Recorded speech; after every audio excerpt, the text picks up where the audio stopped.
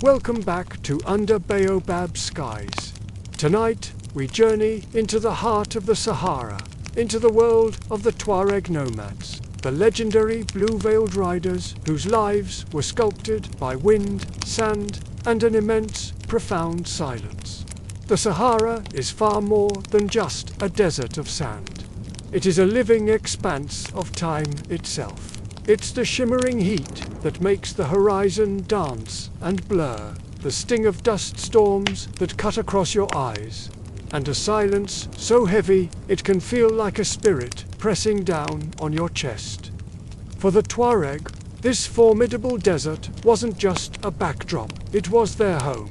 It was their cradle and their grave, their greatest teacher and their harshest executioner. As the night deepens around us, let's begin by trying to imagine this desert.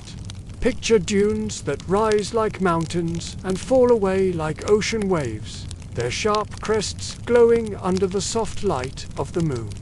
Picture deep, arid valleys where only thorny acacia bushes survived, their roots clawing desperately for water hidden far below the surface. Picture the long, winding caravans of camels, their bells clinking softly in the quiet, moving in a single file like beads on a string. And at the head of this caravan, picture a lone Tuareg rider. His face is wrapped in an indigo veil, his eyes, the only part of him visible eyes, narrowed against the wind. Eyes that are always watching, always searching for a threat or a sign. Life here was, above all, about survival. Every single drop of water, every grain of millet, every measure of precious salt was a matter of life and death. And yet, even within these unforgiving lands, the Tuareg carved out a world rich with poetry, with bustling trade, and with a fierce, unyielding independence. Their story is one of fascinating contradictions. They were feared as raiders, yet celebrated as gentle poets. They were harsh masters of survival, yet known for their incredible hospitality. They were bound by ancient traditions, yet defined by the constant, endless movement of migration. Let's just pause here for a moment. Let the fire crackle softly as we rest beneath the canopy of stars. The Tuareg were never a single, unified people. They were a confederation of clans, a network of families bound together by language, custom, and a shared, intricate knowledge of how to survive the desert. Their identity was wrapped not only in the iconic blue of their veils, but also in their matrilineal social structure, which gave women an unusual degree of authority in shaping the destinies of their households and clans. To be Tuareg was to carry the desert within your very being, in the constant burn of the sun on your shoulders, in the steady, patient rhythm of walking for days without shade, and in the taste of water carried for impossibly long journeys. In tonight's journey together, we will move through their world in 4 parts. First, we will confront the grim, stark realities of life in the Sahara: violent storms, the gnawing hunger, the desperate thirst, and the constant struggle to protect their families from harm. Then, we will explore the complex social structures of the Tuareg clans, where power flowed through the women's lines and warriors were held to strict, unwavering codes of honor. After that, we will wander into the mystery of their exquisite silverwork jewelry that was not merely for ornament, but also served as memory, currency, and spiritual protection. Finally, we will sit with the leaders of Tuareg society, the noble classes, the revered poets, and the skilled negotiators who masterfully balanced the demands of survival with the pursuit of prestige. The desert is vast, but the Tuareg story is intimate and personal.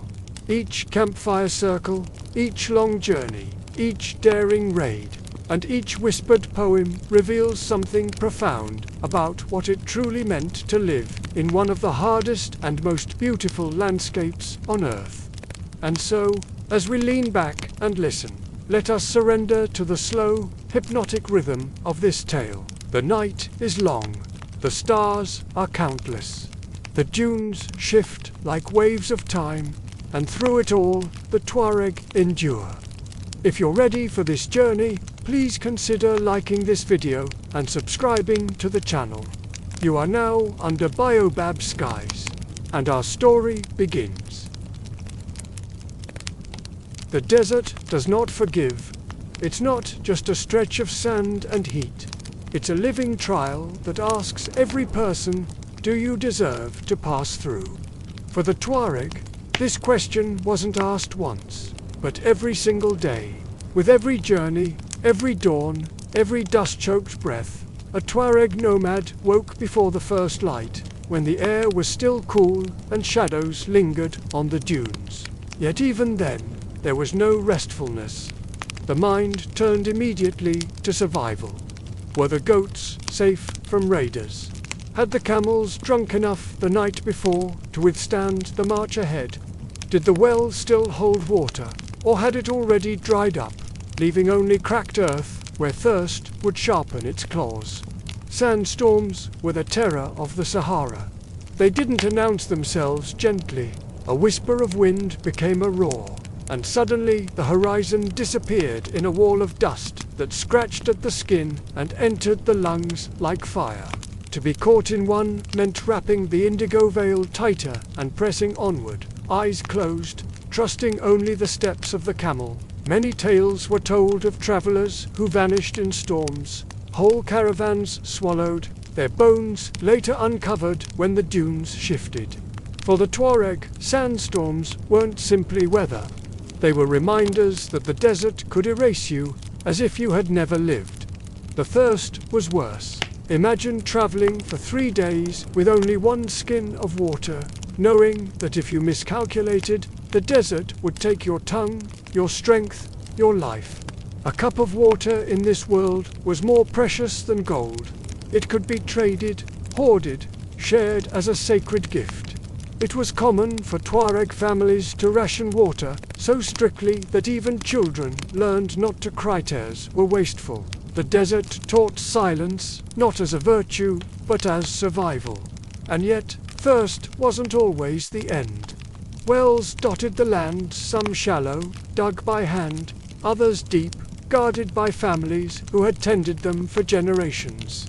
These wells were lifelines, and because they were lifelines, they were also battlefields. Raids often broke out at the water's edge. Men armed with spears or swords defended their right to drink. Families would travel for days, only to find their well seized, their chance at survival stolen by others who were just as desperate. Raiding was stitched into Tuareg life. It was both survival and reputation. Raids brought food, animals, and sometimes captives who could be ransomed or kept. But raids also brought risk, wounds, death, and feuds that could last for generations. To live as a nomad was to live knowing that another band might ride into camp at any moment. Torches flaring, blades flashing, and silence turning into screams. For women and children, raids meant a different kind of fear. They were the keepers of the tents, of food, of the fragile order of daily life. At the sudden alarm, women would rush to gather children to protect the herds, to grab what little could be carried. Children grew up with this constant tension, the joy of play under the open sky, interrupted by the harsh call of danger that might send them running into the darkness. And yet, somehow, life carried on. Goats needed to be milked, camels needed to graze, millet needed grinding, and fires needed tending. The rhythm of Tuareg life was one of endless work against endless threat. To outsiders, it might have seemed unbearable. To the Tuareg, it was simply the world as it was. But even in hardship, there was resilience. The Tuareg learned to read the desert like a book. A certain bird in the sky meant water nearby. The smell of damp earth under the sand told of hidden springs. The tilt of the dunes revealed the direction of the wind. This knowledge was survival, passed from elders to children in whispered lessons around the fire. Without it, no clan could endure. The desert's cruelty did not mean it lacked beauty. Nightfall transformed the Sahara into a cathedral of stars. The sky stretched so wide and so full that many Tuareg said it was like walking under the eyes of ancestors. The silence after a storm, the soft crunch of camel feet in cool sand. The first taste of water after days of thirst, these were moments that gave meaning to endurance. To be Tuareg was not simply to survive. It was to find poetry even in suffering. And yet, the question always remained, was it worth it? Was the pride of nomad life, the freedom to move across the dunes, worth the endless trials of storms, raids, and thirst? Many Tuareg would have answered yes, for to live without the desert was to be rootless, unmade. Others would quietly admit, in the dead of night, that the desert had broken them long ago, but they had no other choice than to keep walking. By now, you've glimpsed the brutal reality that forged the Tuareg spirit. You've seen why life in the desert could break even its strongest nomads. As the sun rises, pale and trembling over the endless dunes, the Tuareg families stir in their tents. The crisp morning air carries the scent of sand and goat's milk. For these masters of the Sahara, each day begins with vigilance. Even as camels graze and children chase one another across the wind-swept sands, the shadow of danger lingers. The desert is a constant test of endurance, and not just from nature. Raids by rival clans can strike with sudden ferocity, leaving no warning except the fleeting sound of distant hoofbeats or the glint of steel in the sun. In this vast, beautiful, yet unforgiving landscape, survival is never guaranteed. The rivalries are ancient, woven into the very fabric of Tuareg society. Blood feuds and contested grazing lands mean that even moving across familiar territory is fraught with tension. A single misstepper, forgotten agreement, a neglected watch, or a careless caravan route could invite violence. The nomad's true skill lies in anticipating danger before it appears, in reading the subtle signs in the wind, the tracks in the sand, and the distant cries of animals. It's a delicate dance between caution and necessity, a life lived on the edge of awareness. Let's pause here for a moment. The fire crackles softly, and we rest beneath the stars. In the quiet of the mornings, elders teach the young the sacred roots, the secret wells hidden between dunes, and the distinctive marks of rival clans that signal a possible ambush. Children, though playful, are absorbing lessons that could one day save their lives. The women are also pillars of this vigilant society. They manage water, food, and the fragile safety of the tents, often moving swiftly to protect the vulnerable, while the men scout or guard the perimeter. Every movement, every whisper, carries weight in this silent, watchful world. Traveling is always a calculated risk. Caravans loaded with precious salt, dates, or handmade silver goods become prime targets for raiders. These attackers move like ghosts, using the same dunes, the same wind channels, and the same stars to approach unseen. Families learn to blend into the landscape, to become shadows on the sand, carrying only what is essential for survival. And when a raid does come, there is no room for hesitation. It becomes an immediate, raw test of courage, skill, and unity. Yet, amid these ever-present dangers, the clans forge an unbreakable resilience. Loyalty is tested not only by external threats, but also by tensions from within. The desert enforces a harsh but effective code. Disagreements must be resolved quickly, leadership must be respected, and the needs of the family must be balanced against the burning desire for revenge. A Tuareg nomad's life is a constant negotiation between survival, honor, and the fragile, precious bonds of kinship. Let's pause here for a moment. The fire crackles softly, and we rest beneath the stars. Even in times of relative peace, the desert demands unwavering respect. A lone warrior might patrol the dunes, a silhouette against the twilight sky, carrying knowledge passed down from fathers and grandfathers. He learns which dunes conceal danger, which valleys hide water, and which winds herald distant movement. Families prepare for the worst while always hoping for the mercy of the sands. Every meal shared, every drop of water drunk, is cherished. In this harshness, the smallest gift from the desert can mean the difference between life and death. Stories of past raids and narrowly survived battles circulate around the evening fires. They are more than just entertainment. They are warnings, lessons, and reminders of the thin line separating life from death.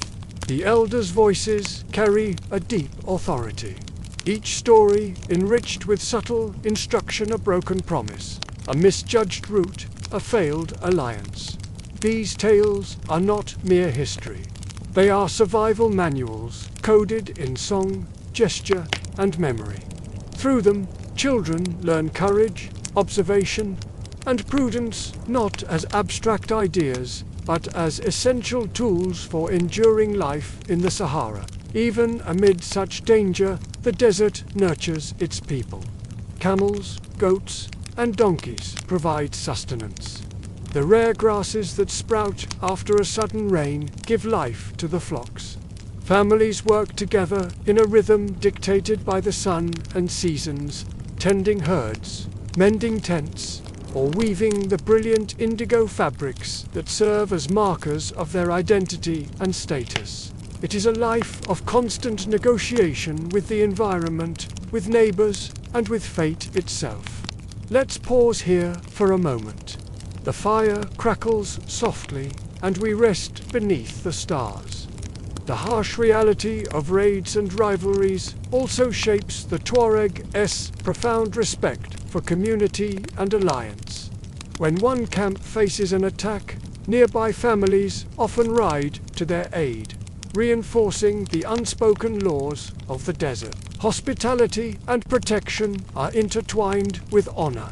Yet even this generosity carries its own risk. A misjudged alliance can spark new, unforeseen conflicts. Every interaction is a careful weighing of danger and duty, of morality and necessity. Life in the desert is grueling, yet it imparts remarkable skill and knowledge. Tuareg families can read the sky to track approaching sandstorms, interpret animal movements for hidden threats, and navigate by the stars with uncanny precision.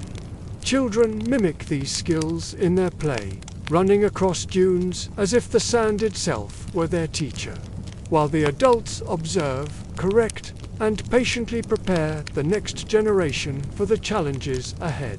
By nightfall, the families gather round small, crackling fires, sharing the day's stories and their silent reflections.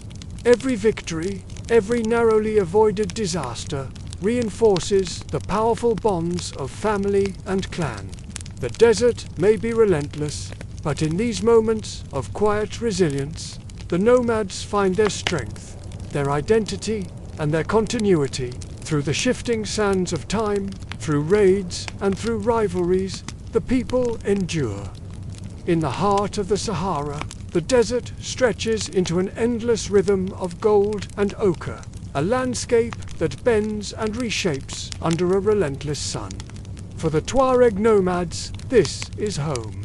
Each day begins not with an alarm, but with the whisper of wind across the dunes, a sound that can lull and warn in the same breath. Before the sun's first rays ignite the horizon, they are awake and moving, their camels' feet pressing soft imprints into the sand, imprints that vanish almost as quickly as they are made. It's as if the desert erases their past with every step, leaving only the journey ahead. But this road is never truly empty. Each journey carries the memories of ancestors, the faint echo of past raids, and the profound uncertainty of tomorrow.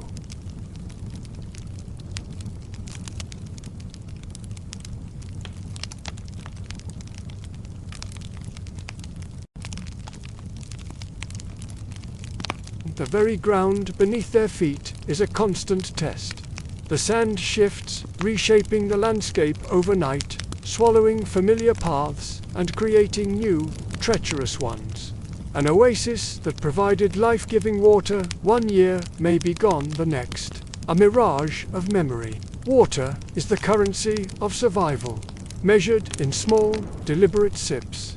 A single miscalculation, one extra mouthful, on a hot day, can turn a long journey into a desperate struggle.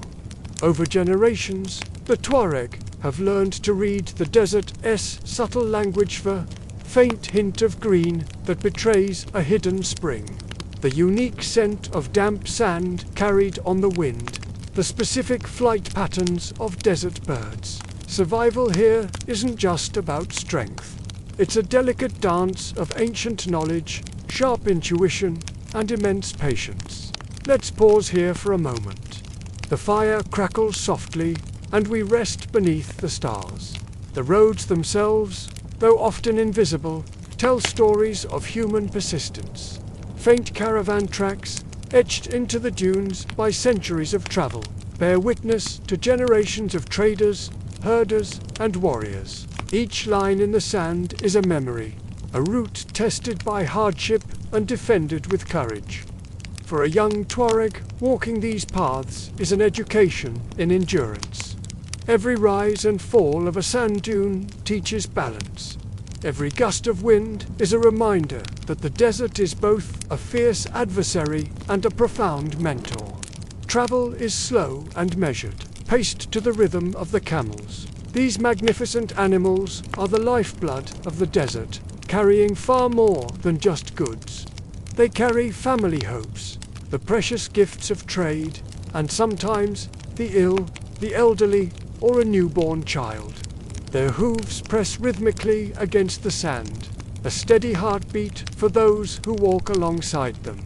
The elders lead the way, their eyes constantly scanning, noting subtle changes in the terrain, listening for distant sounds that might signal rival riders or an approaching storm. Every step is deliberate, each pause a calculated opportunity to conserve strength, water, and will.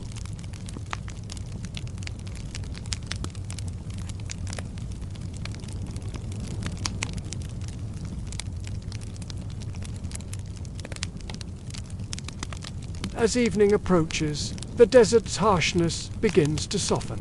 Long shadows stretch across the dunes, and the sand, once scorching, cools beneath bare feet. The family camps take shape.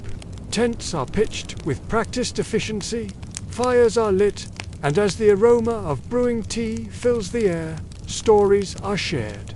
The long road leaves weariness etched into their bodies and minds, but it also instills a quiet, unshakable pride. They have mastered the rhythm of movement, the intricate interplay of sand, sun, and wind. Yet, they know the desert remains unpredictable. A sudden dune collapse, an unmarked pit hidden by shadows, or a simple misstep by a camel can instantly turn triumph into a fight for survival. Let's pause here for a moment. The fire crackles softly, and we rest beneath the stars. These endless roads of dune and dust are also places of deep reflection. Travelers sing quietly to themselves, their songs carrying ancestral knowledge, stories of heroes, and prayers for protection. Children, though tired, mimic the movements of their elders, absorbing lessons of skill and endurance through observation.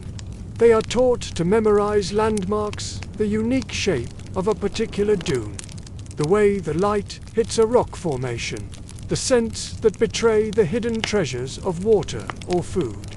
Every journey is a classroom, teaching resilience, observation, and a profound humility before the vastness of the desert. Conflict, too, can arise on these long roads.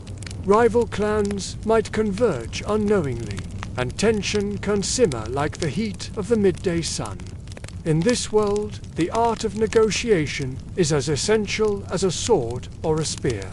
Elders teach the young the subtle signs of approaching strangers, the proper rhythm of greetings, and the careful balance between showing respect and maintaining vigilance.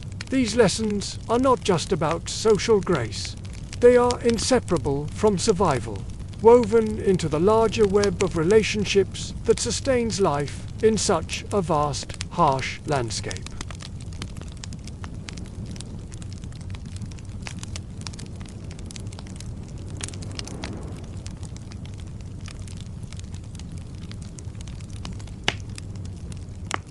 Then the night brings a quiet clarity. As darkness drapes over the Sahara, the stars emerge. Not one by one, but in a sudden, breathtaking explosion of light, pinpricks of hope across a black canvas. Around the campfire, families share hushed reflections on the day's journey, whispering tales of hardship and courage. They know that every grain of sand carries a memory, and every gust of wind carries a story. The desert is relentless, yet it is in its trials that it forges an unbreakable unity, an extraordinary endurance, and a deep understanding of life's precious fragility. Even as the dunes shift and the path stretches infinitely forward, the nomads know that each step is part of a continuum. Past and present merge. The wisdom of ancestors guides the living through both peril and beauty, and when the travelers finally rest with their camels, kneeling softly on the cool sand, and the children lulled to sleep by tales of sandstorms and distant raids, there is a fleeting, perfect sense of harmony, momentary peace found in the endless sacred rhythm of dune and dust. In the vast, silent heart of the Sahara, where sand dunes ripple like a golden ocean, the Tuareg people have thrived for centuries. Their survival is not merely a matter of strength or endurance against the elements. It is a testament to a deep, guiding wisdom. And this wisdom flows, not from the warrior's sword, but from the hearts and minds of their women. These desert matriarchs are the unseen architects of survival, the quiet custodians of tradition, and the living libraries of their people. Every family line here traces its roots through mothers, grandmothers, and great-grandmothers. The decisions these women make shape not just their own households, but the destiny of entire clans. Their authority is a quiet river running deep beneath the sand, unshakable and grounded in an intimate knowledge of water, shelter, and the desert's most secret paths. They manage the very rhythm of daily life, orchestrating the delicate dance between survival and continuity. They decide how precious resources are shared, which caravans set out first, and how the family will find refuge from the merciless heat of the midday sun. Their voices, measured and deliberate, guide the younger generations, teaching them how to read the desert itself from the subtle way the wind sculpts a dune to the faintest sign of moisture hidden in the sand. This knowledge, passed down in stories and songs, is a treasure more valuable than gold. Beyond the practicalities of desert life, these women are the spiritual anchors of their communities. They preside over rituals of blessing and protection, invoking the guidance of ancestors before long journeys and important trade negotiations. Amulets are crafted, quiet prayers are whispered, and carefully timed offerings are made to ensure the safety of their families as the camels begin their long trek across the endless dunes. It's an invisible power, yet you can feel its presence everywhere. It's a quiet force that shapes every single aspect of Tuareg existence. This power is reinforced by the very structure of their society, matrilineal inheritance. Children carry the names, the rights, and the stories of their mother's line. Property, intricate silver jewelry, and sometimes even livestock, are passed down through her hands, securing the clan's future in both wealth and memory. A woman's authority is therefore woven into the very fabric of the tribe, respected by men and sought after by anyone looking to navigate the complex world of family and political alliances. Education is another domain where these women wield incredible influence. Long before any formal schooling, it is the mothers and aunts who teach children the essential skills for survival. They learn to read the distant horizon, to understand the subtle behaviors of their camels, and to find their way by the stars. They pass on ancient songs that are more than just melodies. They are codes carrying moral lessons, social norms, and the detailed histories of their clans. Every lullaby, every story told around the fire, carries a meaning far beyond its simple words, embedding resilience and profound wisdom into the minds of the young. In moments of critical decision whether to move the entire camp, negotiate a treaty with another clan, or prepare for a vibrant festival, the Council of the Mother, the matriarch, is often the final word. Even the men who lead warriors into battle or guide caravans laden with salt and spices rely on her insight. She sees the landscape with different eyes, noticing the subtle signs that others might miss. She understands the intertwined rhythms of humanity and nature that govern life in this challenging world. Let's pause here for a moment. Imagine the fire crackling softly as we rest beneath a blanket of stars. This is where the true heart of the community reveals itself. Social gatherings and communal rituals truly showcase the depth of this matrilineal power. It is the women who orchestrate the ceremonies that mark life's most important moments: births, marriages, and the joy of a good harvest. Their knowledge of timing, of the right songs to sing, and of the symbolic objects to use ensures harmony and continuity. Even when faced with the desert, esfuria, sudden sandstorm, or a raid by a rival group, the order they have established remains unshaken.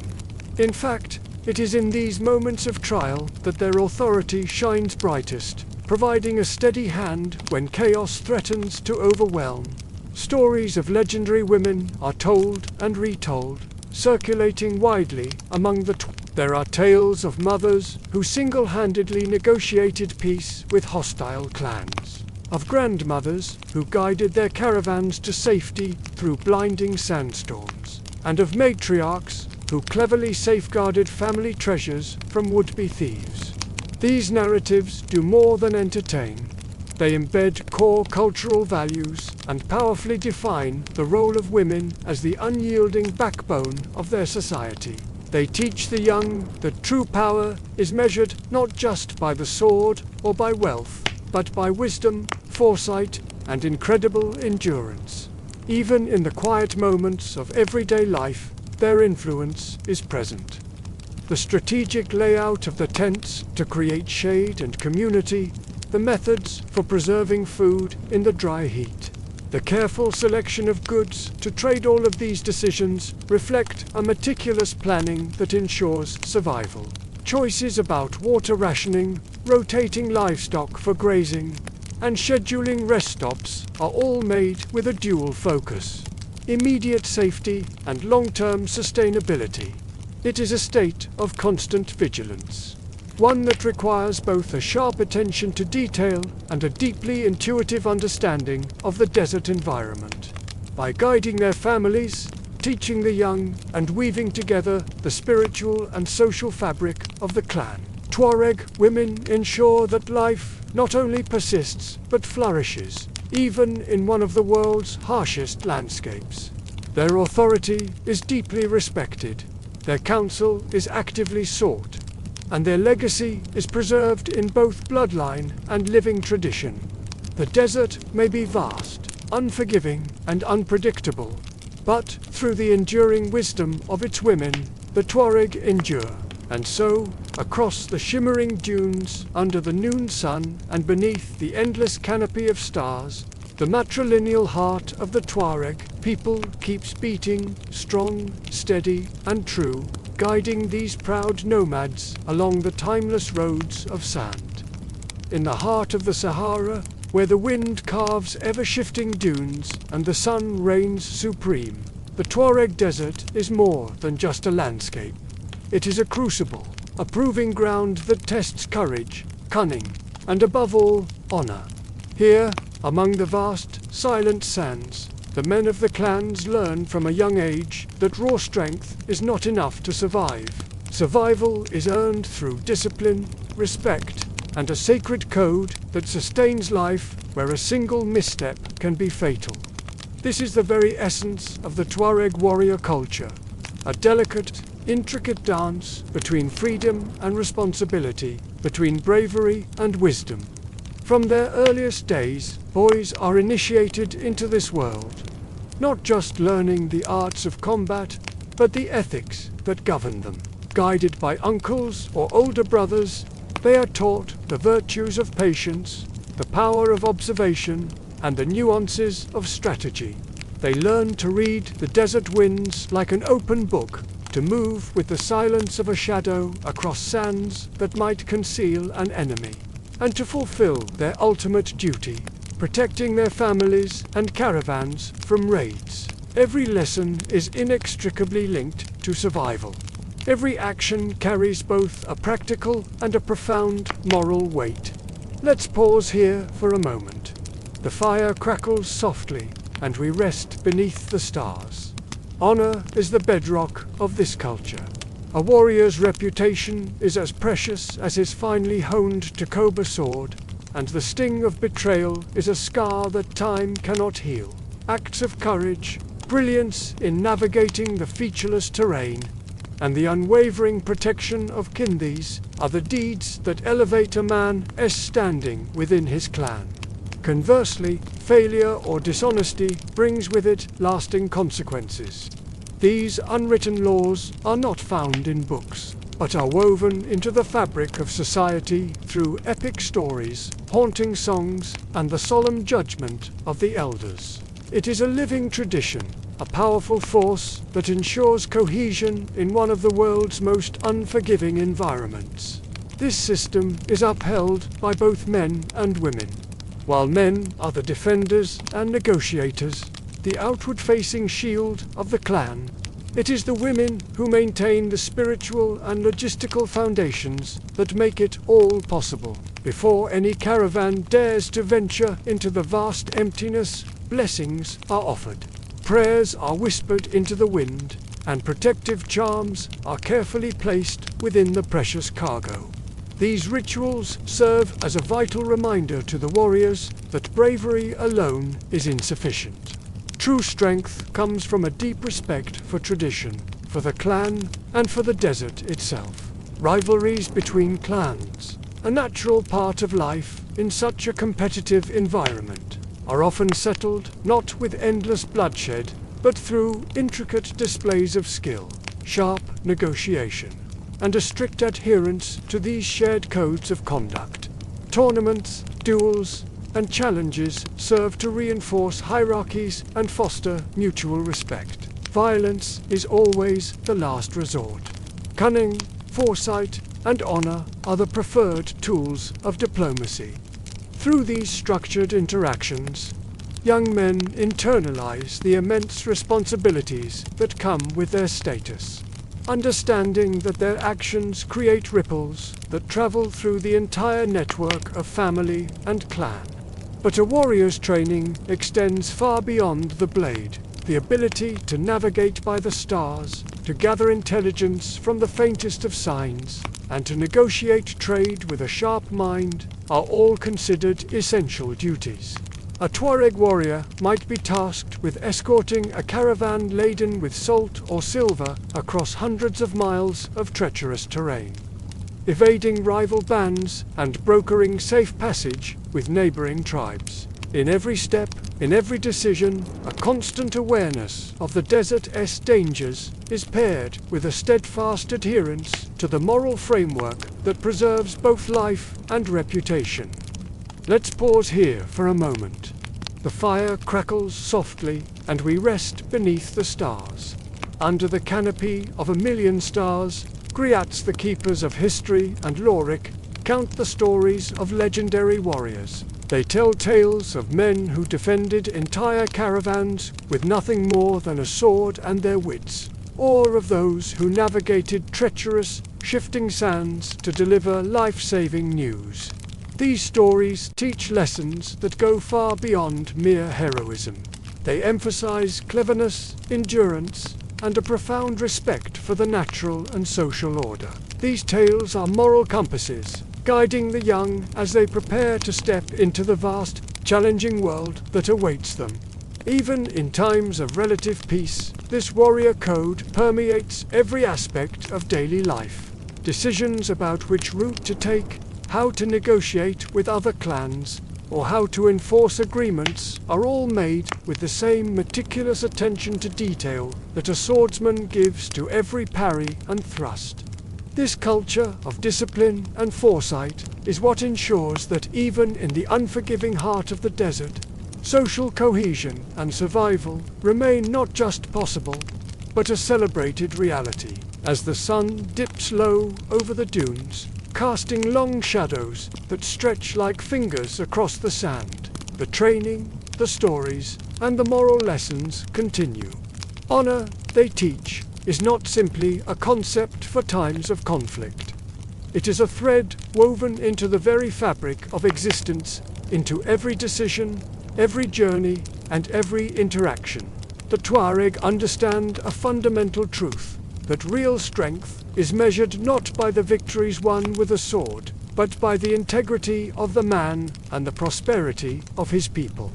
By following these ancient codes, Tuareg warriors preserve not only themselves, but the delicate, intricate balance of desert society. The Sahara is harsh, unpredictable, and often merciless, but guided by the wisdom of their elders, the discipline of their training, and the unwavering moral compass of honor. Life not only endures, but thrives, carried across the dunes by those who have learned to respect both the sand beneath their feet and the sky above their heads. In the vast expanses of the Sahara, the lives of the Tuareg are shaped not only by warriors and nomads, but also by those whose work sustains the social and economic fabric, artisans, traders, and those in servitude. The desert hierarchy is subtle, a network of interdependence, respect, and inherited roles. While the warriors defend the clan and lead caravans, artisans craft the silver, leather, and textiles that define identity. Slaves and dependents perform essential labor, ensuring that the rhythms of desert life remain uninterrupted, even in the harshest seasons. Artisans hold a respected place in Tuareg society. From the silversmiths shaping intricate crosses to the leatherworkers crafting durable saddles and tents, their work is both functional and symbolic. Each creation is imbued with cultural meaning. The silver of a necklace may protect its wearer from harm, while the design of a saddle communicates clan identity. Their hands are conduits of knowledge, connecting generations and preserving ancestral wisdom. Let's pause here for a moment. The fire crackles softly, and we rest beneath the stars. Slaves, while bound by obligation, are woven into these networks in complex ways. Many are skilled in crafts or serve as guides, interpreters, and caravan hands. Their labor is indispensable, and their presence is acknowledged within oral histories and social norms. Although their freedom may be restricted, they possess knowledge and expertise that command respect in a society that prizes skill as much as lineage. Hierarchy among the Tuareg is not merely about wealth or birthright. It is about the balance of contribution, knowledge, and the fulfillment of duties. Elders oversee disputes, apprentices learn from masters, and warriors coordinate with artisans to ensure that every caravan, every tent, and every ceremonial object meets the standards of safety, beauty, and tradition. In this delicate balance, society maintains both order and flexibility, adapting to the unpredictable rhythms of desert life. Trade plays a critical role in this hierarchy. Artisans produce goods that travel across the dunes to markets and oases, while warriors protect caravans from rival clans and bandits. Slaves, artisans, and nomads all participate in this economy, each with their own responsibilities and opportunities to gain honor or demonstrate skill. Wealth is not solely measured in gold or silver, but also in reputation, craftsmanship, and the ability to navigate social networks. Let's pause here for a moment. The fire crackles softly, and we rest beneath the stars. The desert is a place where skill, courage, and adaptability are paramount. A skilled silversmith may rise in esteem, a navigator may gain influence, and even a slave with unique knowledge may earn the trust of the clan's leaders. These hierarchies are fluid, responsive to talent, and enforced not only through tradition, but also through the unforgiving environment itself. A caravan that fails, a poorly crafted saddle, or a navigational mistake can lead to disaster, reinforcing the importance of every role. Beyond daily labor, the desert carries spiritual significance. Artisans often inscribe protective symbols on their creations. Warriors consult elders before journeys, and slaves may participate in rituals that sanctify the work of the clan. In this way, the material, social, and spiritual intertwine, creating a world where hierarchy, skill, and sacred practice coexist. As night falls, the desert quiets, fires burn low, the wind softens, and the clan gathers to share stories and songs. Here, the value of each person's work is acknowledged. The warrior who defended the caravan, the artisan whose hands shaped silver, the guide who navigated treacherous dunes. Each contribution sustains the community, maintains tradition, and honors the desert that provides both life and challenge. The hierarchy of the desert is not rigid tyranny, but an intricate web of obligation, respect, and skill. The interplay between slaves, artisans, and warriors creates resilience in a harsh landscape, ensuring that knowledge, culture, and survival pass from one generation to the next. In every grain of sand, in every hammered silver ornament, in every careful journey across the dunes, the Tuareg desert society thrives, complex, adaptive, and enduring. Beneath the endless sweep of the Sahara, where dunes rise like soft mountains of golden sand and the wind carries whispers of distant oases, the Tuareg people move with a grace honed over centuries. Among the most striking markers of their culture is their silverwork, a craft at once practical, decorative, and deeply symbolic. In the desert, silver is more than just a precious metal. It is a language, a currency, and a talisman. Each necklace, bracelet, and cross carries a meaning that goes far beyond its physical form, speaking of protection, wealth, identity, and a deep spiritual resonance.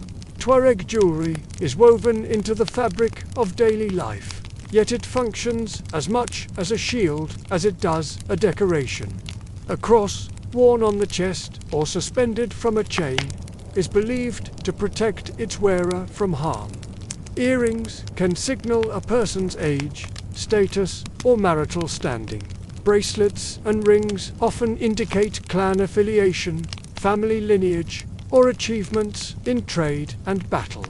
The desert, unpredictable and often harsh, demands that symbols of security be carried on the body. To wear Tuareg silver is to command both respect and a measure of safety. The artistry of Tuareg silver is meticulous and breathtaking. Craftsmen spend countless hours hammering thin sheets of metal, shaping and etching designs that honor centuries-old patterns while still allowing for their own personal innovation. The smallest details, a crescent moon, a zigzag line, a tiny inscription can convey spiritual protection, invoke ancestral guardians, or even encode secret knowledge about trade routes and safe passage. Even the placement of a clasp or the symmetry of a pattern is deliberate, intended to harmonize the wearer with the desert's rhythm and the clan's traditions. Silver is also currency, a tangible measure of value and a vital medium of trade across the vast Sahara. Caravans carry goods and silver in equal measure, bartering with merchants from distant oases, coastal cities, and rival clans. A piece of jewelry might be given as a gift to seal an alliance, reward bravery, or honor a significant event, seamlessly blending its material and social utility. In this sense, silver transcends mere adornment. It becomes an instrument of diplomacy and a key to survival. But beyond commerce, silver carries a powerful, mystical dimension. Protective charms are embedded into necklaces, rings, and amulets, often incorporating symbolic marks or subtle inscriptions. These talismans are believed to guard against the unpredictable desert elements, ward off evil spirits, and guide travelers safely across the dunes. Even a small pendant can hold profound significance, connecting its wearer to their ancestors, to the earth, and to the spiritual currents that flow invisibly through Tuareg life. The production of silver jewelry is a highly specialized craft, taught from one generation to the next in a timeless cycle of apprenticeship. Young Tuareg apprentices learn not just the technical skills of smelting, hammering, and engraving, but also the stories, rituals, and meanings embedded in each and every design. The process is as much about education and cultural transmission as it is about creating beautiful objects. The steady rhythm of the hammer, the warm glow of molten silver, and the careful hands of the artisan all work to preserve knowledge that would otherwise be lost to time and wind. These artisans themselves are highly respected figures within their clan. Though they may not wield swords or lead caravans, their creations have a profound influence on reputation, identity, and spiritual security. A well-crafted piece of jewelry can elevate an artisan's status, while a poorly made one could bring social disfavor. In this way, the hierarchy of the desert is intertwined with creativity, skill, and a deep understanding of tradition. This jewelry also serves as a living record of history. Certain motifs tell the stories of great battles, long migrations, or legendary trade expeditions. Others commemorate important family events or honor fallen warriors. The desert, harsh and ever-eroding, leaves few physical traces, but silver endures. In every cross, bracelet, or ring, there is a narrative, an echo of ancestors who first shaped the dunes and survived by understanding the delicate balance between their environment, society, and craft. The exchange of silver is also a deeply social act. During market gatherings at oasis towns, artisans proudly display their works alongside leather goods, colorful textiles, and fragrant spices. The negotiation that follows is both a test of skill and of character. To trade successfully is to navigate not only the value of the silver, but also the complex web of social connections, reputation, and trust. Those who manage these exchanges well gain influence and respect, weaving their personal fortunes into the very fabric of clan life. Silver's role in ceremonies is equally profound. At weddings, the birth of a child, or during seasonal festivals, jewelry is offered, worn, and displayed as a centerpiece of the celebration. Gifts of silver convey respect, blessing, and a shared identity. The presence of these gleaming objects at such moments transforms them into spiritual and social touchstones, ensuring that each gesture resonates far beyond the immediate and into the collective memory of the community. Even the smallest amulet can hold a powerful protective quality, reminding the wearer that their life in the desert, though perilous, is guided by ancestral wisdom. These objects embody the incredible resilience of the Tuareg, a people whose survival depends as much on cultural knowledge as it does on physical endurance. Through silver, the desert itself is mapped safe routes, hidden wells, and the lineage of clans are encoded in patterns and worn across chests, hands, and foreheads. Jewelry becomes a portable archive, a living history that travels with its wearer. In this way, the Tuareg transform a harsh, shifting landscape into a network of meaning, security, and breathtaking aesthetic beauty. But this tradition is never static. Patterns evolve, new symbols emerge, and artisans constantly innovate within the frameworks of tradition. Even as trade networks expand and encounters with new cultures introduce different materials and techniques, Tuareg jewelry maintains its essential character, perfect balance of beauty, protection, and cultural continuity. It is a language of survival, a timeless art form, and a precious medium of memory. The desert moves around the Tuareg as both an adversary and a companion, shaping their culture, their economy, and their daily lives. Their silver jewelry perfectly captures this relationship. The glint of a necklace under the Saharan sun, the comforting weight of an amulet against the chest, and the careful engraving of symbols are all powerful reminders that beauty and utility can coexist, even in the most challenging environments on Earth. As night blankets the dunes, fires flicker in tents and among the sands. Artisans rest beside their creations, proud of their work and mindful of the ancient lineage they uphold. Warriors, travelers, and families alike admire and wear these pieces, each item carrying stories, protection, and the profound weight of desert tradition. Through silver, the Tuareg navigate not only the physical landscape, but also the intangible networks of social, spiritual, and historical significance that define who they are. In the vast, windswept expanse of the Sahara, where the horizon melts into the sky, the Tuareg people carry more than just their belongings. They carry symbols. Each one is a vessel of meaning, memory, and power. These aren't just pretty ornaments. Their amulets and crosses are living instruments of identity and protection, speaking a silent language between generations and clans. Through them, the desert itself transforms into a network of encoded messages, a guide for the spirit, and a library of cultural memory. Among the most revered of these symbols is the Tuareg cross, or Tanagilt. Its shape varies from simple geometric forms to intricate patterns with extended arms. Each unique design holds its own historical, spiritual, or clan-specific meaning. Worn over a leather tunic or an indigo veil, a cross is a shield against misfortune and a link to ancestral guidance. These crosses can even signal trade connections. A particular design might show that the wearer has traveled to distant oases or successfully negotiated important caravan deals. Just as vital are the amulets, known as gristkris.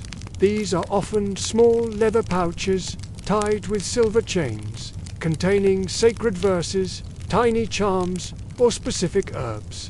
A single amulet might hold a protective charm for a long journey, a blessing for a newborn child, or a safeguard against rival clans. The crafting of these talismans is a meticulous art. Elders guide the younger generation, teaching them not only how to assemble the pieces, but also the stories held within. Every stitch, every herb, every inscribed verse is infused with intention, binding the spiritual world to the material one. Let's pause here for a moment. The fire crackles softly, and we rest beneath the stars. But the symbolism in Tuareg jewelry goes far beyond simple protection. It's a social language, communicating age, marital status, wealth, and clan allegiance. A young man setting out with his first caravan might wear an amulet that signals his readiness to uphold his family's honor. A married woman might display a cross that indicates the lineage of her husband's clan.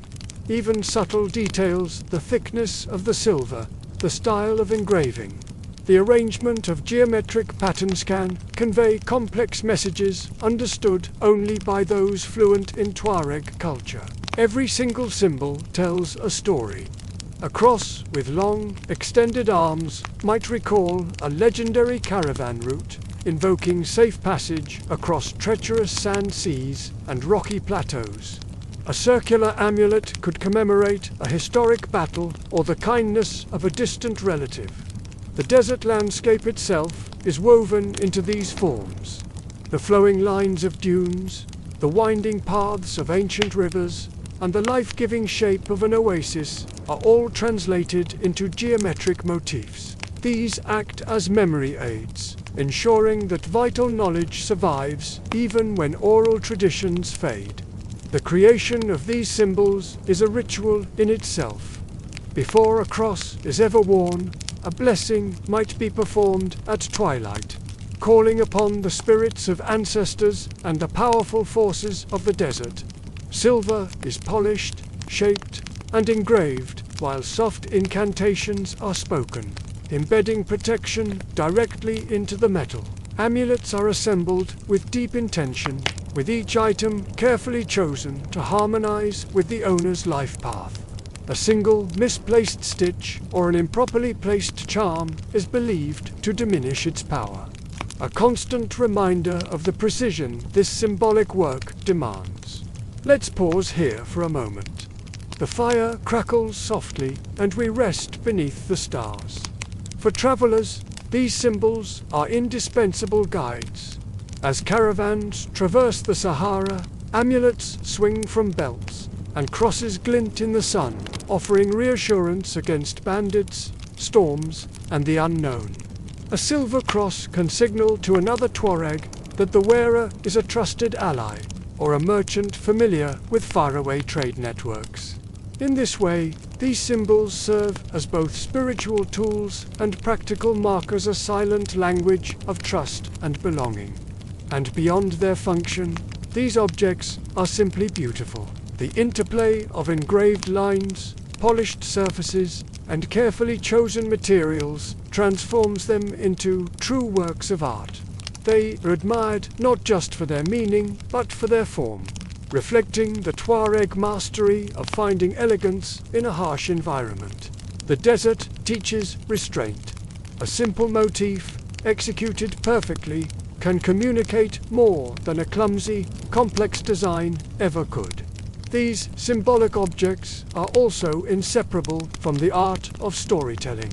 As elders recount the tales of great ancestors, legendary raids, and epic caravan journeys, they demonstrate the patterns.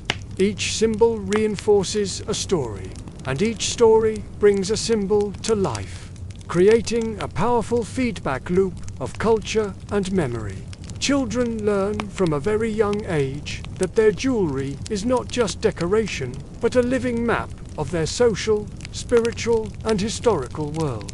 Amulets and crosses also act as mediators between the physical and the spiritual. A blessing tied into a pendant might be intended to ward off drought or illness. A cross might invoke protection against unseen forces. When worn by a family elder, a symbol carries the weight of authority. When the same design is worn by a young child, it carries guidance and hope.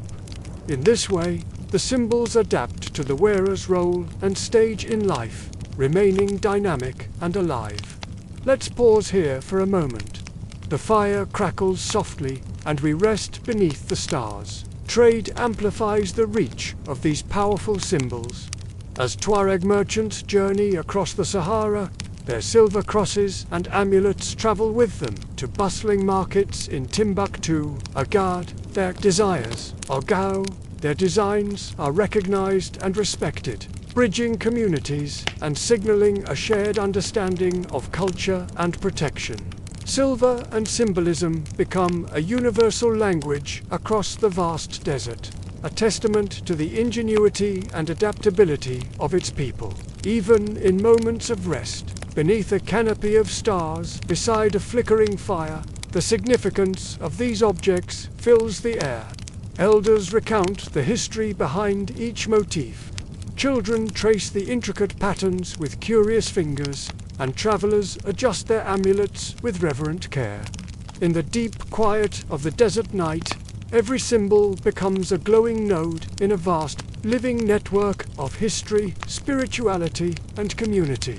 This language of silver is both resilient and evolving. While new influences may introduce changes to forms and patterns, the fundamental principles endure: protection, communication, and memory.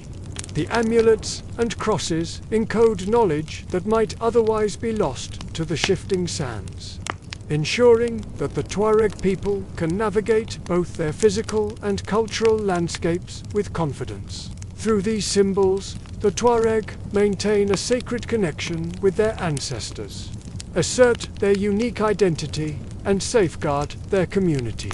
Each piece is simultaneously a tool, a story, and a work of art, worn close to the body, carried in pouches, or displayed during ceremonies. They are an enduring reminder that even in the harshest of environments, culture, beauty, and meaning will always persist. Silver, crosses, and amulets are far more than objects. They are the very pulse of desert life, a constant, flowing conversation between people, place, and history. In their patterns, a child's first journey, a trader's long route, and a warrior's challenge are all inscribed, merging the temporary with the eternal into wearable, living symbols of Tuareg existence. In the heart of a desert village, where tents ripple in the wind and the sun scorches the golden sands, a unique sound echoes like the heartbeat of the Sahara, the rhythmic strike of a hammer against silver. Here, Tuareg artisans, masters of fire and hammer, shape more than just jewelry. They shape identity, spirituality, and cultural continuity. Every strike is deliberate, every curve precise, each piece imbued with meaning, weaving together protection, status, and ancestral memory. These artisans, often men from specialized lineages, inherit not just skill, but a sacred responsibility. The knowledge of metals, symbols, and protective designs is passed down through generations, spoken and demonstrated in whispers of instruction and long evenings by firelight. Apprentices begin their journey young, learning first to respect the materials, then to understand the spiritual resonance embedded in every cross, pendant, or amulet. The hammer becomes an extension of the artisan's hand and intention, capable of producing beauty, strength, and a mystical force. Their workshops are modest spaces, perhaps shaded by cloth canopies or tucked within stone courtyards. Yet within them, the desert's harshness seems to transform. Sparks leap from the anvil like tiny stars, illuminating walls decorated with finished silverwork and sketches of sacred motifs. Here, history and creativity converge. Patterns from centuries past are reinterpreted, harmonizing with contemporary designs while honoring the timeless legacy of the desert. Let's pause here for a moment. The fire crackles softly, and we rest beneath the stars. Silver, chosen for its purity and malleability, is prepared with immense care. It's heated in small crucibles over charcoal, softened to receive the artisan's intention. Each fold and hammer strike is a deliberate act, a language communicated through rhythm and motion. Mistakes are rare and costly, For a flawed amulet not only fails to fulfill its protective function, but also risks dishonoring ancestors and the spiritual fabric of the village. Here, precision is sacred, rhythm is prayer. The mystical aspect of this craft cannot be overstated. Artisans understand that each object carries layers of significance. It protects travelers, communicates social ties, conveys marital status, and serves as a repository of ancestral wisdom. Every hammer strike, every engraved line, is both a technical act and a ritual one, resonating with forces beyond the visible desert. The workshop is a sacred space where the boundaries between artisan, material, and spirit blur. Apprentices watch silently, absorbing lessons of both technique and intention. They learn to read the silver as if it were a text, noting the subtleties of curve, line, and engraving. They are taught that the energy placed into each piece truly matters. A cross hammered with resentment or carelessness may not protect its wearer, whereas one shaped with respect and mindfulness carries a resonance that transcends time and place. Let's pause here for a moment. The fire crackles softly, and we rest beneath the stars. The rhythm of work follows natural cycles. Silver is often shaped during the cooler hours of early morning or late afternoon, when desert winds carry a calm that aids focus. The artisan's body sways with the work. A hammer lifted, a pause to assess, a breath drawn in harmony with the desert's own pulse. These movements, repeated daily, form a kind of meditation, a bridge between human effort and spiritual connection. Not all of the work is public. Certain rituals, private blessings, or engravings are known only to the artisan and select elders. These secret practices reinforce communal belief systems and ensure that each object carries its full potency. The silver work is thus simultaneously visible and hidden, a duality mirrored in the desert itself, where open sand hides deep wells and subtle paths. Through trade and migration, Tuareg silverwork reaches far beyond its village origins. Caravans carry crosses, amulets, and jewelry across vast dunes to markets in Timbuktu, Agadez, and Gao. Along these routes, the artisan's craftsmanship speaks for the community, an emblem of skill, resilience, and cultural identity. Each piece is a message to distant travelers and kin, signaling the enduring presence of desert life. The artisan's work is not only functional, but deeply aesthetic. The interplay of polished surfaces, engraved symbols, and subtle forms captures the very essence of the desert. Stark yet beautiful, harsh yet delicate. Geometric designs mirror dunes and oases. Lines echo caravan trails, and triangles and diamonds symbolize protection, direction, and community. Every item is a story, a lesson, and a blessing, compacted into wearable art. Let's pause here for a moment. The fire crackles softly, and we rest beneath the stars. The masters of this craft also act as educators, community leaders, and preservers of culture. They ensure that the knowledge of silver, of symbols, and of spiritual resonance endures. Young artisans don't just learn techniques, they absorb the cultural memory of their people. Understanding how each object connects to desert survival, social hierarchies, and spiritual well-being. The hammer and fire are tools, yes, but they are also instruments of cultural transmission. As night falls over the desert, artisans complete their pieces, placing them gently on cloth or woven mats to cool. The faint glow of firelight reflects off the polished silver, illuminating patterns rich with meaning. Elders may gather to inspect the work, reciting blessings and stories. And children watch, wide-eyed, absorbing the rhythms, symbols, and tales that will one day guide their own hands. In the hands of Tuareg artisans, silver becomes living memory. Each amulet, each cross, is a node of connection, linking traveler to village, child to ancestor, and individual to clan. The desert, vast and often unforgiving, is thus rendered navigable, protective, and culturally rich through these patient and deliberate acts of creation.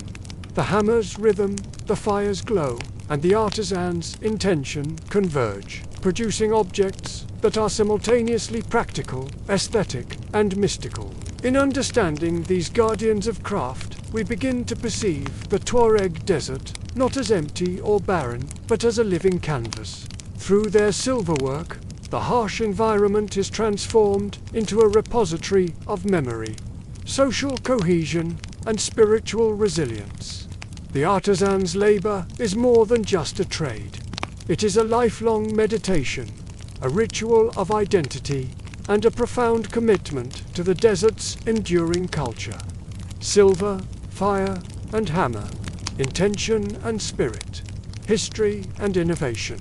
Herein lies the secret of Tuareg endurance. These guardians of mystical craft ensure that the Sahara's beauty, danger, and meaning are carried forward, folded into each polished curve, each engraved line, each protective talisman. The desert and its people are inseparable, and through their artisans the story continues. Shimmering in silver beneath the endless Saharan sky, high atop a dune crest, the desert stretches out in undulating waves of gold and ochre. Here, moving with the deliberate grace and rhythm of centuries, is the aristocracy of the Tuareg. These are the chiefs, the poets, and the guides, the custodians of desert knowledge and social order. Their authority is not given lightly, nor is it won easily. It is earned through wisdom, courage, and an intimate understanding of a land that punishes the unwary. The Tuareg chief, known as the Amanokal, serves as both a judge and a protector. He mediates disputes, directs the great caravans, and interprets the winds and sands that dictate the very pulse of life. Every decision he makes carries immense weight.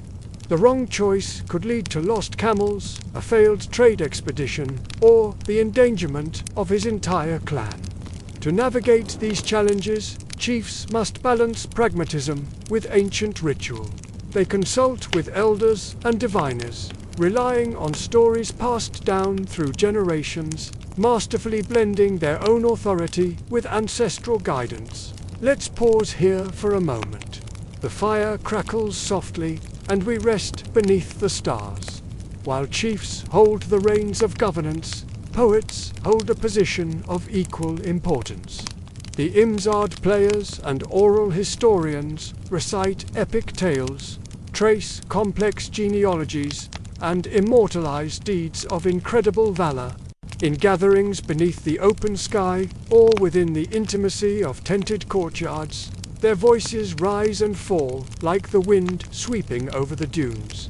They weave moral lessons, clan histories, and the rhythms of desert life into a magnificent tapestry of sound. Their words are the glue that binds communities, honors ancestors, and instills a deep sense of pride and cohesion.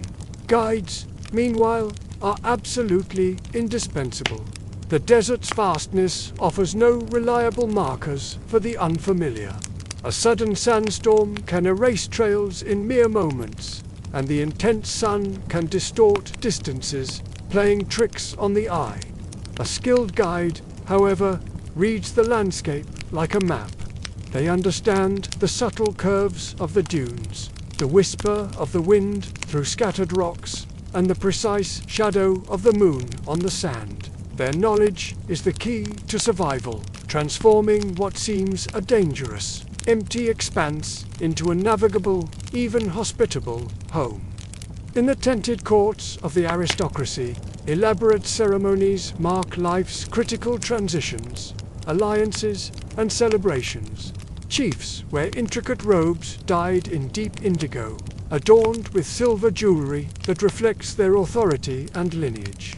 Here, Poets might recite songs honoring ancestors or recount the exploits of warriors who once defended the caravan routes against all odds. Every gesture, every ornament carries profound meaning.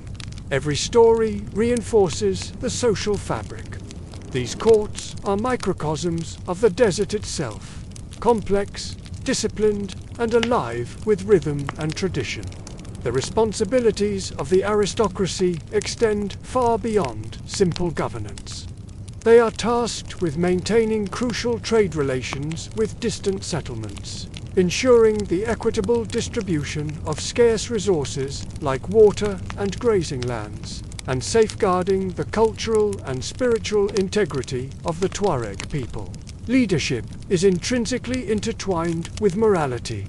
A chief's honor is inseparable from his clan's well-being.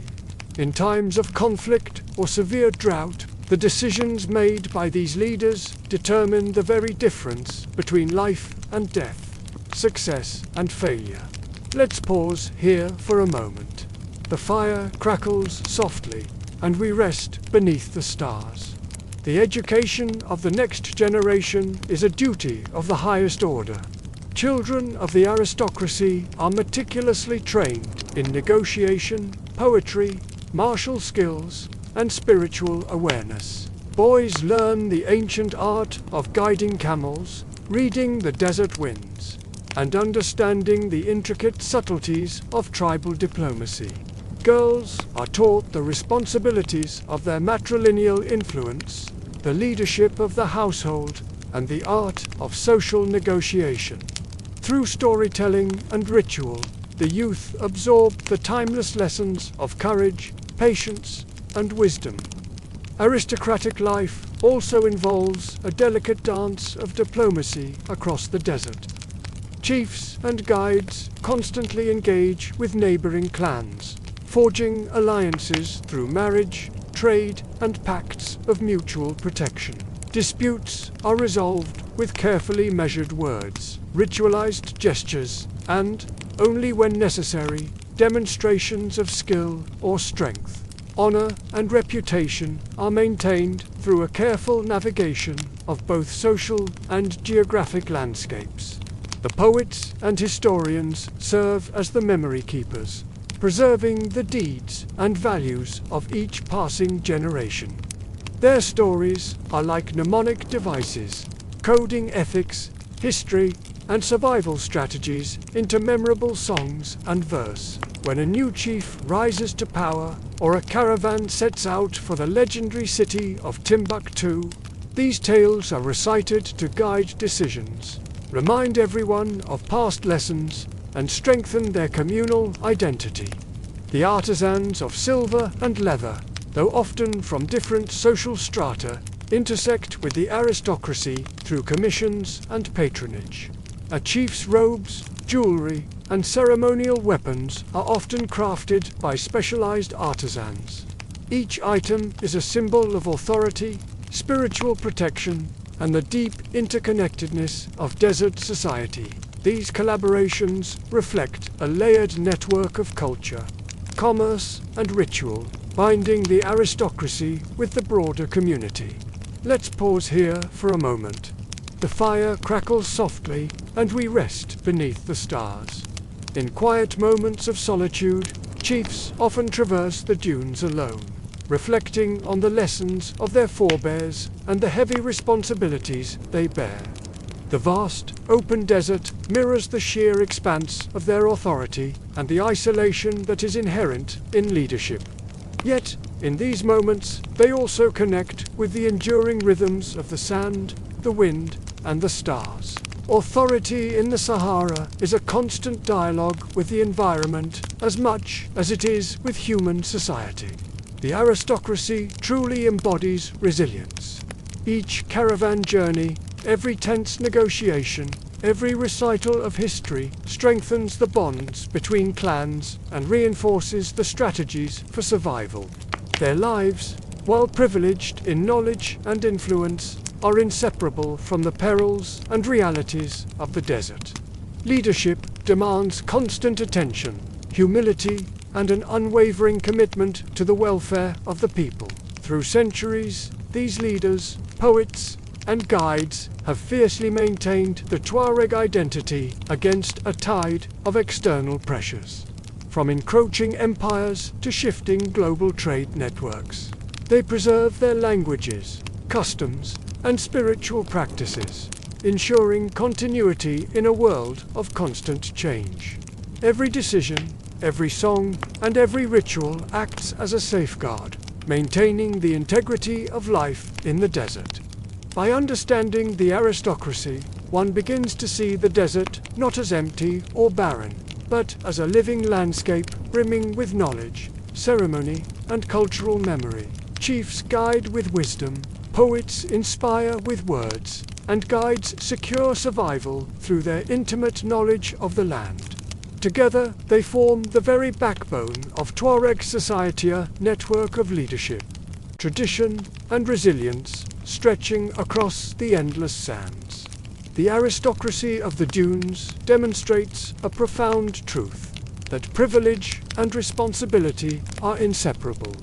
The wealth of knowledge, social influence, and ceremonial authority comes with profound obligations. Lives depend on their foresight. The moral and spiritual integrity of the clans relies on their vigilance. The desert rewards the wise and punishes the reckless. And these leaders embody the delicate balance between human capability and environmental respect. Through their guidance, the Sahara becomes navigable, meaningful, and culturally rich. The lessons imparted by these chiefs, poets, and guides extend far beyond the desert. They are powerful testaments to endurance, intelligence, and the human capacity to flourish in one of the most challenging landscapes on Earth. Silver, song, camel, and sand, these are the threads of aristocratic life. Each element interlaces with the others, creating a stunning tapestry of tradition, protection, and guidance. The dunes, seemingly infinite, are structured by the knowledge and decisions of those who understand them best.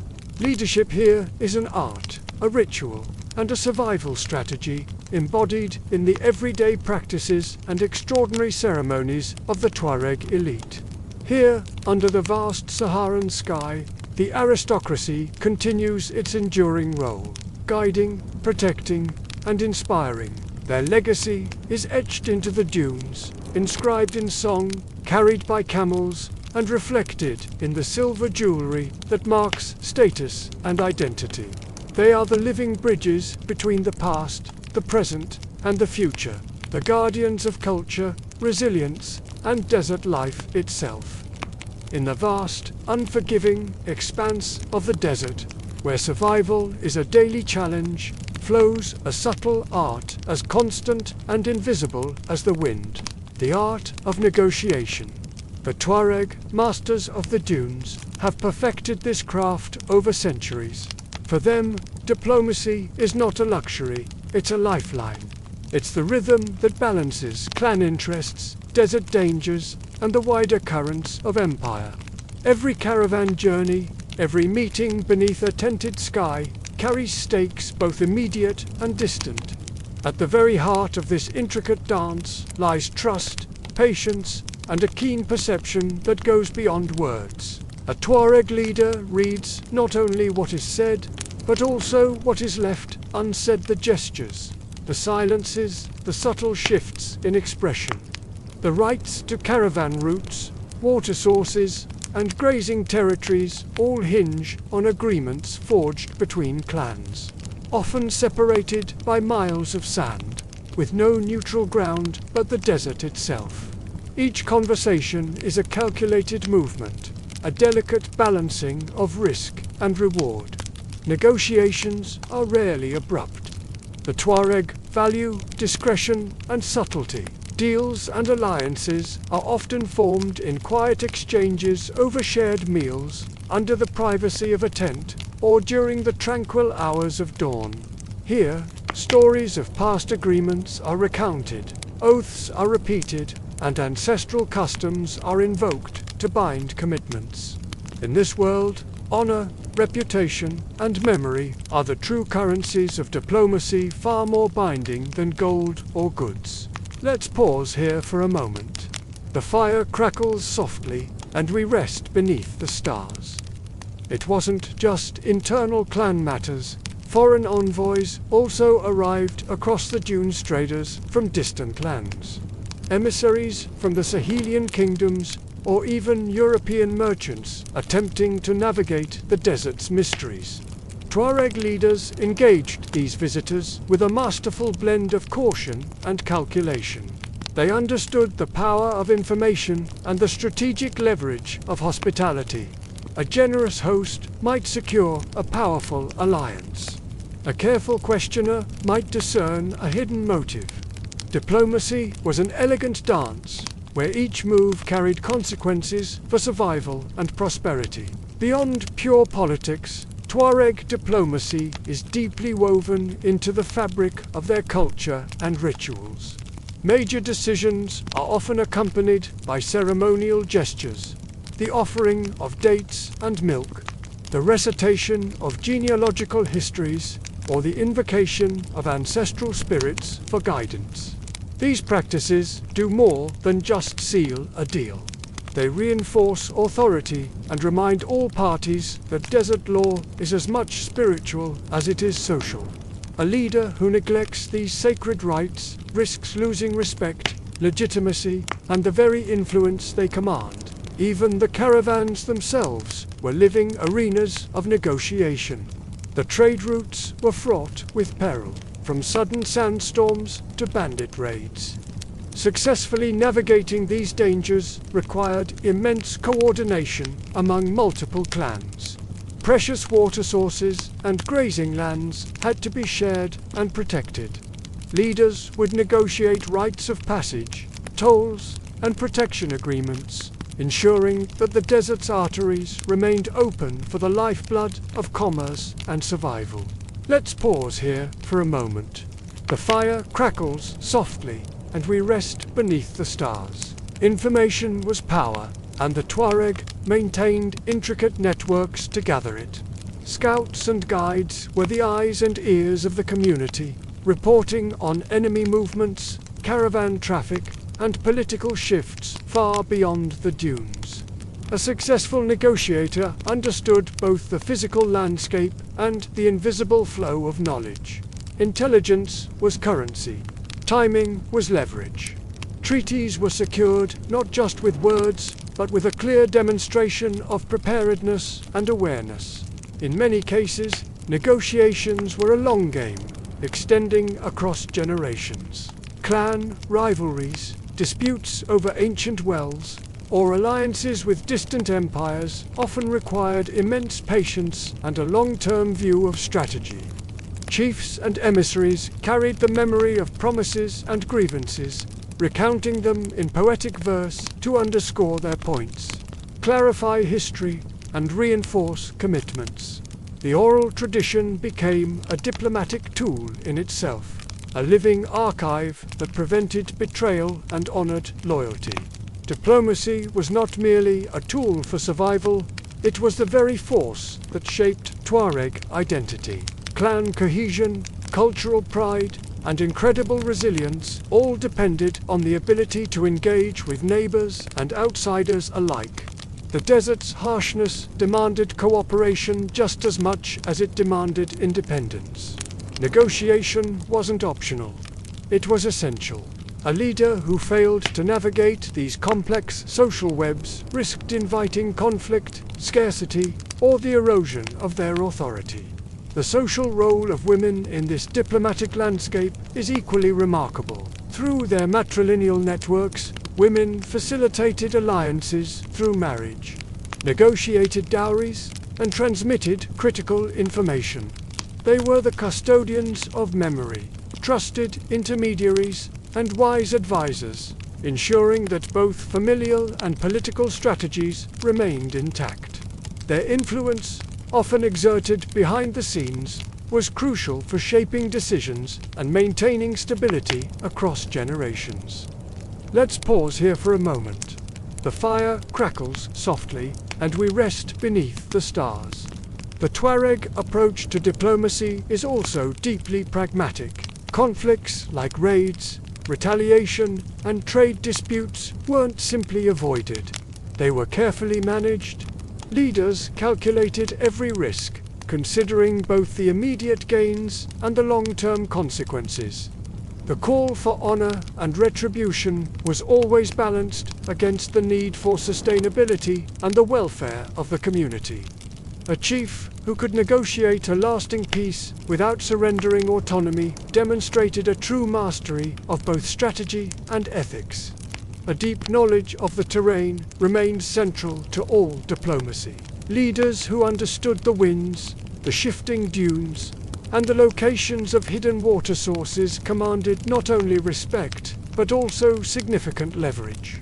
Decisions about when a caravan should depart, where a camp should be settled, or which alliances were most strategic were all informed by this profound environmental awareness. Survival, commerce, and politics were inseparable. True wisdom in the desert encompassed all of these domains. Through these sophisticated negotiations, the Tuareg established relationships that stretched from the Western Sahara to the Sahel, from bustling coastal trade hubs to remote inland settlements.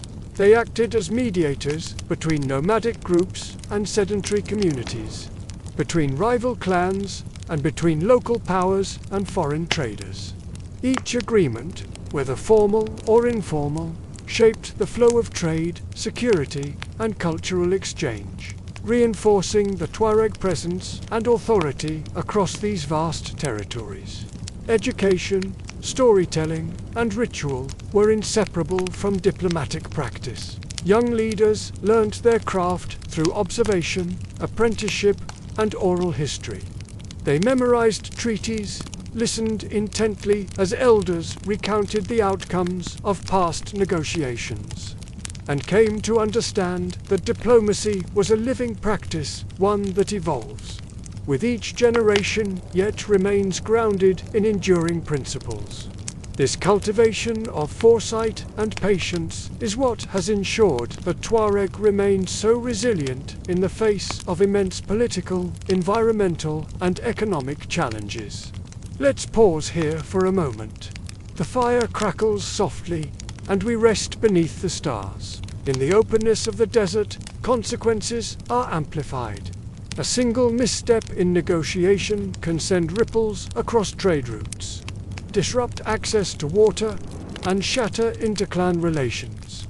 This is why Tuareg diplomacy demands foresight, patience, and the humility to listen. Authority is exercised not through force alone, but through strategic insight, ethical engagement, and the careful management of one's reputation. By understanding Tuareg diplomacy, we appreciate the intricate balance they maintain between survival and strategy, autonomy and cooperation, tradition and adaptation. Leaders navigate a landscape that is both harsh and beautiful, weaving alliances as deftly as they trace the ever-shifting lines of the dunes. Every negotiation secures not just resources, but the very continuity of culture, identity, and knowledge. Through these time-honored practices, the Tuareg way of life has been preserved for centuries. Trade continued, caravans moved safely, disputes were managed, and cultural practices endured. Diplomacy became both a shield and a sword, a vital tool for sustaining life, honor, and a lasting legacy in the desert. The lessons from the Tuareg art of negotiation extend far beyond survival.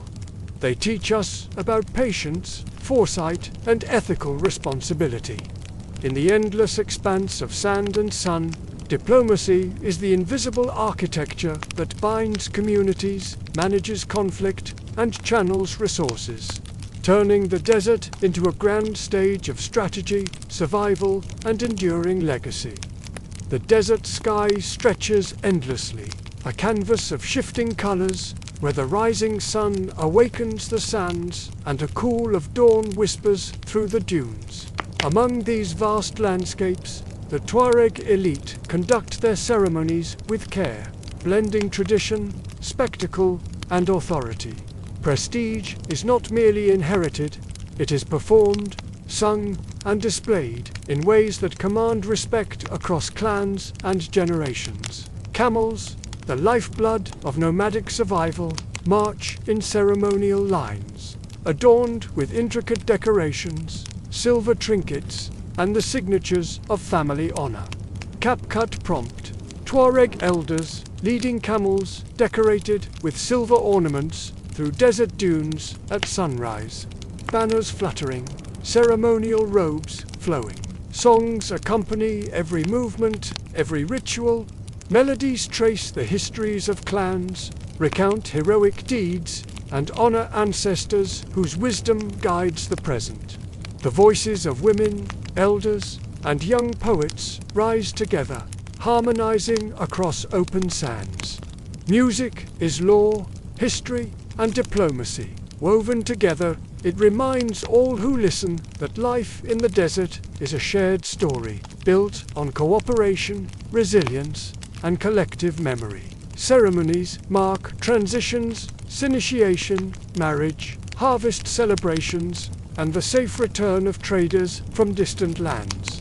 Each ritual reinforces hierarchy, loyalty, and cultural cohesion. The elite orchestrate these events with deliberate care. Tents are positioned according to clan protocol. Camels are groomed and arranged to display lineage, and silver jewelry glints as a symbol of wealth and protection. The pageantry impresses both internal members and visiting emissaries, reinforcing the authority of the Tuareg aristocracy. Let's pause here for a moment. The fire crackles softly, and we rest beneath the stars. Every element in these ceremonies carries meaning. The rhythm of drums mirrors the heartbeat of the community. The recitation of genealogies asserts legitimacy.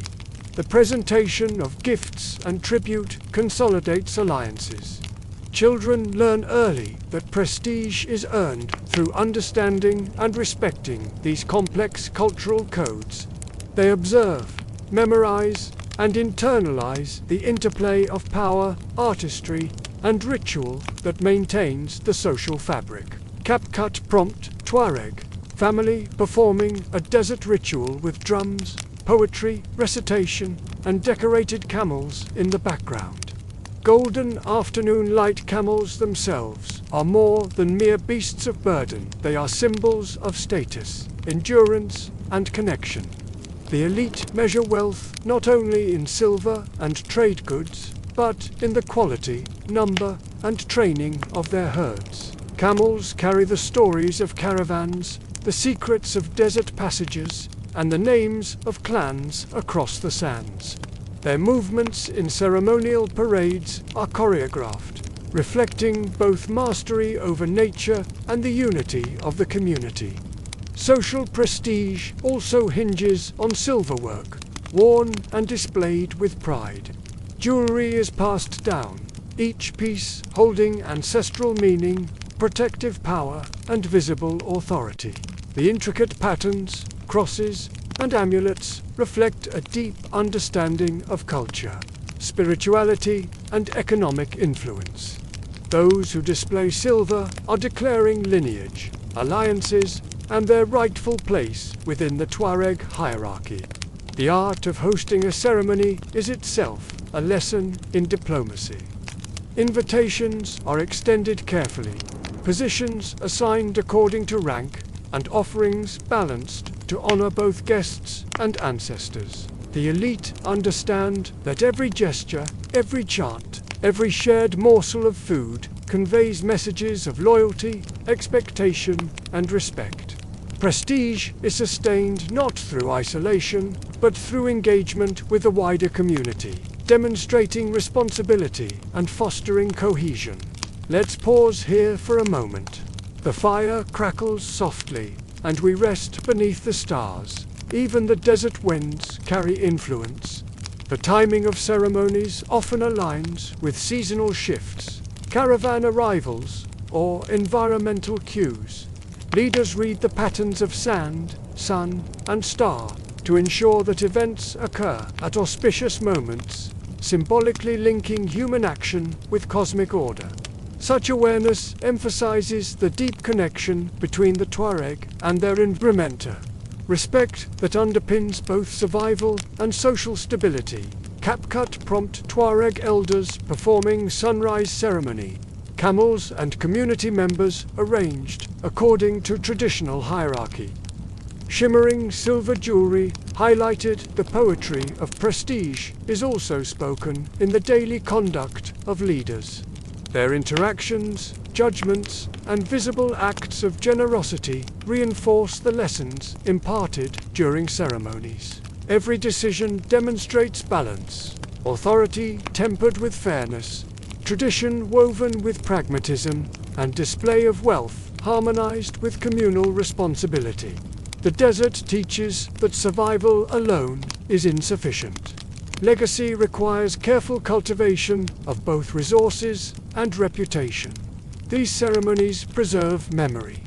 Stories sung aloud recount heroic acts, cautionary tales, and ancestral guidance. They remind younger generations of past trials, the resilience of their forebears, and the social codes that have enabled the Tuareg to thrive despite the harshness of the Sahara. Oral history, music, and ritual fuse together, creating a living record that anchors the community across time and space.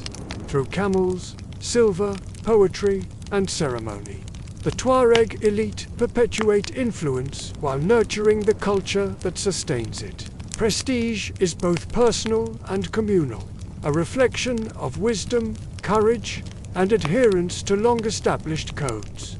It is visible in the shimmer of silver, audible in the rhythm of song, and palpable in the orderly procession of sand, dust, and human endeavor. Let's pause here for a moment. The fire crackles softly, and we rest beneath the stars. The legacy of these ceremonies extends beyond immediate visibility. Observers, travelers, or emissaries carry stories of Tuareg order, elegance, and authority back to distant lands. Alliances are strengthened, reputations solidified, and cultural boundaries reinforced. Within the dunes, knowledge of these practices ensures that both continuity and innovation coexist, allowing the Tuareg to navigate the practical and symbolic dimensions of desert life with skill. Finally, reflection descends with the desert night. The ceremonial fires dim, the camels settle, and the songs fade into quietude.